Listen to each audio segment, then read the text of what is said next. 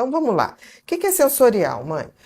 Uma criança com autismo, tá? Ou um adulto com autismo, o autismo ele começa, ele é processado na formação do cérebro. É durante a gestação. Até o quinto mês, para você ter uma ideia, a criança está pronta, está prontinha, está pequenininha, está prontinha. O que acontece do quinto mês ao nono mês é uma lapidação, porque a criança, quando está toda pronta, o cérebro tem muito mais neurônio, muito mais material do que o necessário. Então, o que se faz do quinto ao nono mês? O próprio organismo vai lapidando o excesso de material neurológico. O que acontece com o autismo? Nasce com esse excesso. Então, fica uma comunicação atrapalhada. Então, o que acontece, por exemplo, você está falando do sensorial.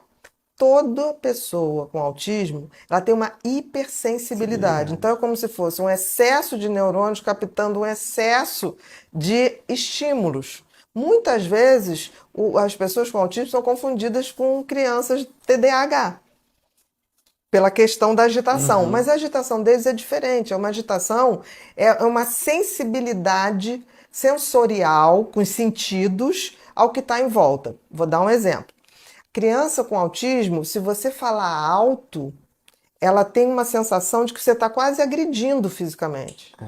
Se você tocar, ela tem a sensação que você está batendo. Então, é uma hipersensibilidade. Tanto ao toque como Ao parte toque, a sensorial. audição, a visão, tudo Um dele tem que som ser muito alto, menos. uma música muito alta, Exatamente. né? Tudo para ele é como se o mundo, para uma pessoa com autismo, é um mundo com excesso de estímulos, tá?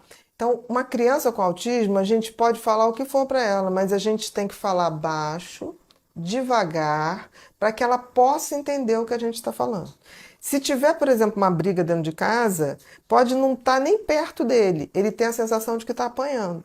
Então, é muito importante que a gente entenda que o sensorial é Sensibilidade.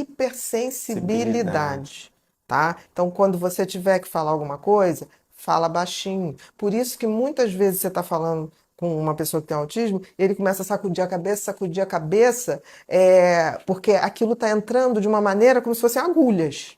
Dói, O né? mesmo acontece para a pele. É muito comum uma mãe se deparar com o filho no inverno, tá frio, bota o casaquinho para ir para a escola e ele volta sem. Porque dependendo do tecido, ele tem aquilo como se fosse um incômodo. Então a criança com autismo tem muita dificuldade com roupas, tem que ver roupas muito leves, que ele se adapte melhor. Então todos esses detalhes, sensorial tem a ver com isso, com o que ele É. sente, né? Com que o processo de sentir.